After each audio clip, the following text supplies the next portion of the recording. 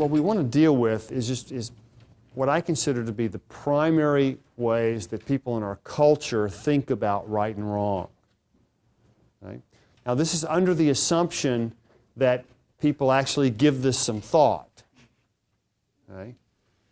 Most people, I think most of the average people in our culture, both in our pews and in our neighborhood, probably go on their intuitions more than anything else. Now, a lot of whether that's a good thing or not depends on how their intuitions have been formed. Okay? I'd like to think that for most of us in this room, our intuitions about morality are fairly reliable. Right? That may be a step of faith, I admit, but I suspect that our intuitions have been fairly well formed by our reading of Scripture and our discipleship in general. Right? That's not to say that they're infallible, and clearly our consciences are not infallible, right? Right? Yes. Right? If they were, we'd have a really difficult time accounting for sociopathic killers. Right? So our conscience, I would suggest, is fallen just like every other part of our Constitution is. Okay? Now, our intuitions, I think, reflect various more rational ways of articulating our views of right and wrong.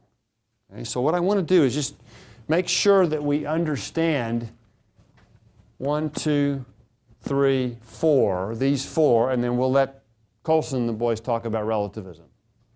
Okay? So what do we mean by a deontological view of right and wrong?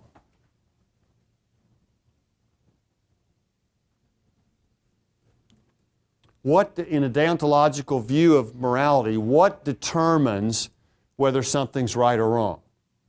Moral command from God. That would be one example of it. The answer is it's a little bit broader than that. Yeah. Principles. Okay? For the deontological view, things are intrinsically right or wrong. And they are so based on whether they adhere to certain non-negotiable moral values or principles. The deontological person will tell you it's the principle of the thing that counts. The deontological person will also tell you that the outcome that's produced doesn't matter.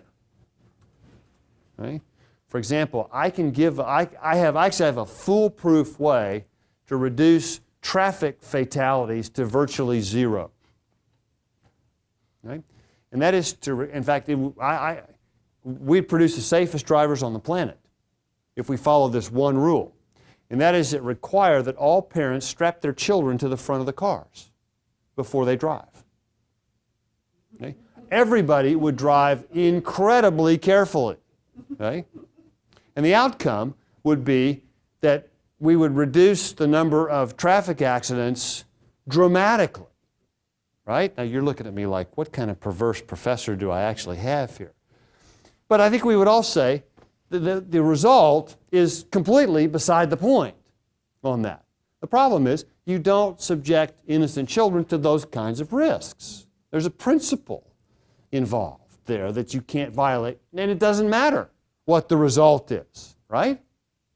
I suspect we would also say that framing an innocent person for a murder that they didn't commit in order to quell racial tensions in a community is wrong. And whether it would stave off, millions of dollars of property destruction, we'd say it's completely beside the point, right? So there's the deontologist, that's the way a deontologist would think. That it's the principle that counts. Things are intrinsically right or wrong, depending on adherence to or violation of certain non-negotiable principles. Okay? Now, where those principles come from is, I think, where your point comes in. That's what I was going to ask you. Is the source of the principle a consideration? Yes. Okay. Yes. In terms of its validity. Okay? Not the source of the principles doesn't matter in terms of whether you're in the deontological camp or not. Right. Okay?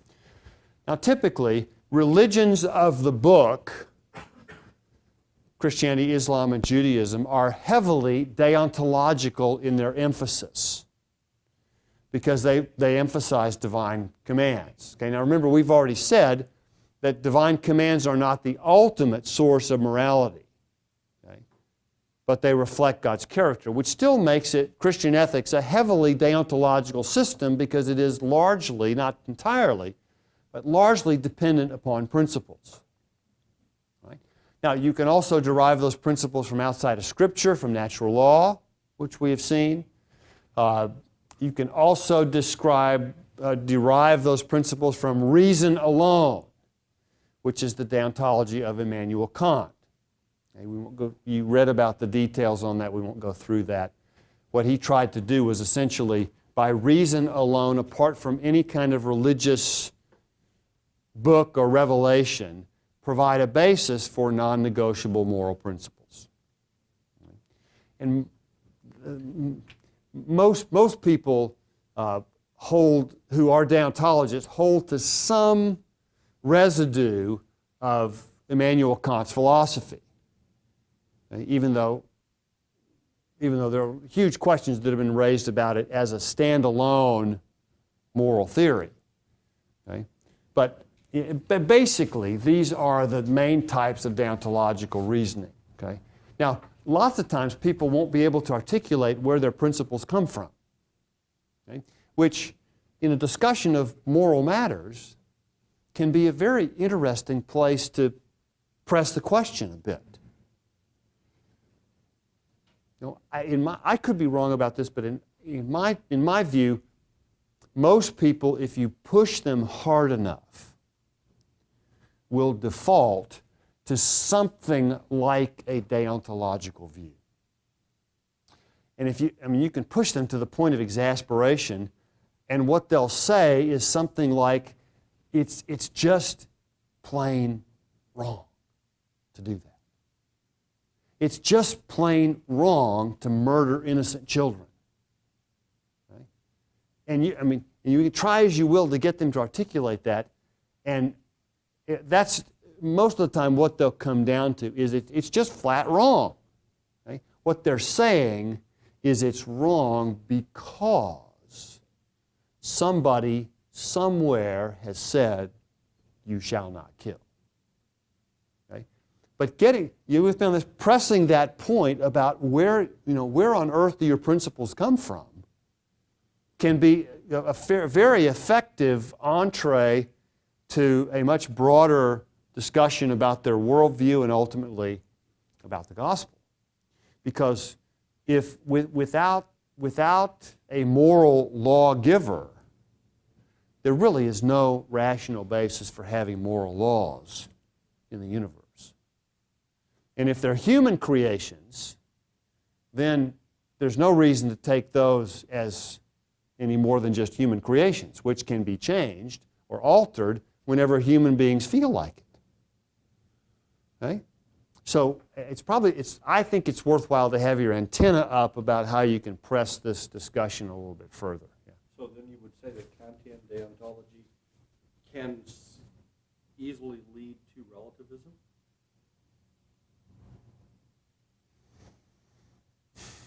No, not necessarily. I wouldn't, nor would I say easily. Okay. What it can lead to is inadequately grounded principles. Okay, that's different than relativism says there's no principles at all that are transcendent, outside the cultural context. Right.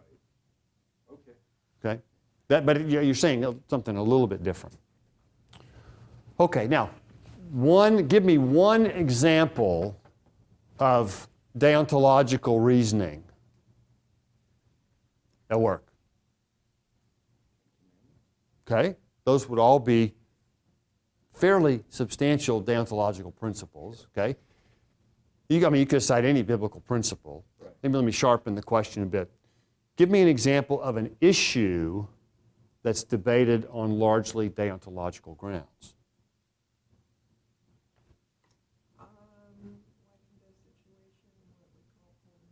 Okay. And what would the principle be? Turning off life support. Or you don't kill somebody. Okay. So principle, that's the command. What's the principle behind that is what? If you don't, You're just repeating the command. yeah, I am. Sanctity of human life is the moral value or principle behind that. Okay? So maybe to be clearer, we would say administering euthanasia or assisted suicide would be an example of the violation of the sanctity of life principle. I'm not persuaded that pulling the plug is necessarily a violation of that. So which we'll come to. Okay? Right? Abortion is, both sides basically make deontological arguments, don't they? An appeal to the sanctity of life and an appeal to what on the pro-choice side? Privacy. Okay, a right of privacy. Freedom to what? Choose, okay, depending on what's being chosen, right. But it's more the moral value, it's a, it's more a right of, we say, if the woman says, I have a right over my own body. Okay? So that would be a principle, we call that a principle of bodily integrity or a principle of autonomy and self-determination. Okay? All right, all clear on that? Amen? Okay. Question? Okay. All right. Now, by contrast, we've talked about natural law already. By contrast, what's called the teleological ethics is all about the outcome. The standard sort of formulation of this is known as utilitarianism, which makes the argument that the greatest good for the greatest number is the most moral thing. So in terms of both individual decisions and public policy, I mean, lots of people make their decisions like this. Okay?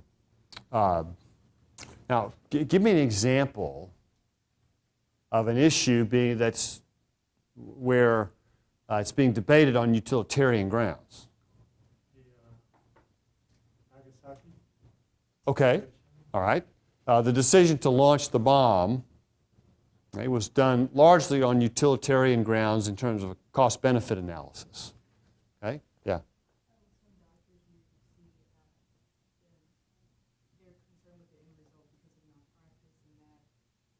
Okay. Hold that one. There's actually a little more specific category for that. Okay, hold that thought for just a minute. How about the new healthcare bill? Okay, all right. The greatest good for the greatest number, all right. The debate over the morality of using embryonic stem cells for treatment and research is largely a conflict between a utilitarian mode of reasoning and a deontological one. Right? The opponents of embryonic stem cell research generally argue deontologically, right? That the embryos are human beings and we're killing human beings. Okay? But what's the utilitarian argument on the other side? Think about all these patients that have these diseases that can be remedied with this. Okay? All right? Now, just to be clear about this, we won't do much with this, but there is both, that sometimes a utilitarian can actually look, at the end of the day, a bit like a deontologist, because there's both what's called an act and a rule utilitarianism, which the act utilitarian takes basically one decision at a time and evaluates it on utilitarian grounds. Okay? The rule utilitarian basically says, what should our moral rules be based on the predictable track record of consequences? Okay, so So this person would say we ought to have a moral rule prohibiting sexual assault, because every time a woman is sexually assaulted, there's a predictable precedent of consequences that's been set. That, in fact, I think most people say it's just sort of absurd to weigh harms and benefits. You know, it's so overwhelmingly harmful that we ought to have a rule. In fact, I think the rule utilitarian would be almost absolute in that. Okay? Now, the problem with utilitarianism in general is basically, for one, the jury is never completely in on the consequences. I mean, I suspect the jury's still out on the consequences of Hiroshima and Nagasaki. Okay? But the part that's problematic with this is that who says that somebody being, maimed or disfigured is a bad outcome? On what basis do you say that? Or who says that somebody, flourishing in their life is a good outcome? I think the reason we say these things is because there's what I'd call a prior commitment to principles that's being smuggled in to the utilitarian calculus. Because the only way we can say that an outcome is harmful is because we've got some sort of prior commitment to a principle that says that's a problem, right? Well, I mean, even why is it a bad outcome if hundreds of people are killed? Isn't it because we have a principle, the sanctity of life, that we're committed to? That's the reason we all agree that that's a bad thing, right? So my view would be if you're going to smuggle in your principles, you might as well go all the way and be public about them, which takes you out of the utilitarian camp into a deontologist. Okay? Now, there are certain parts of Scripture that do use the outcome as part of their persuasive appeal. Right? The Proverbs and the wisdom literature is replete with this, where you've got an action, a consequence. The opposite action, the opposite consequence, which means basically don't be a fool who reaps those consequences. Okay?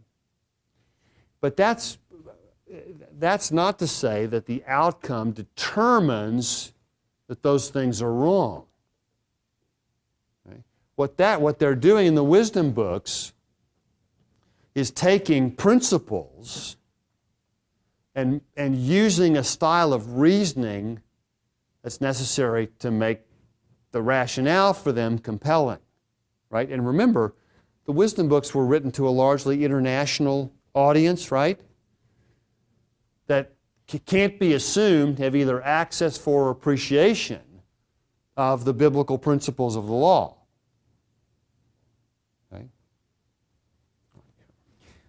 My question was about an example. Would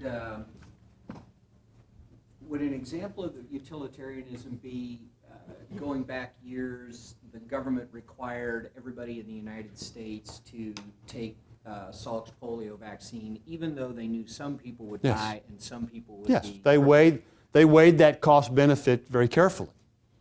Okay? Right, that's right. Ford Motor Company, most of you are too young to have driven Pintos. No. You know the Pinto case. Ford had a huge problem with the Pinto that the gas tank would explode upon rear impact. And they actually did a utilitarian calculus to decide whether they should fix the problem or not. That calculated how many people would be killed, how many people would be burned to death, how many people would suffer injuries, how much property damage there would be, and so on.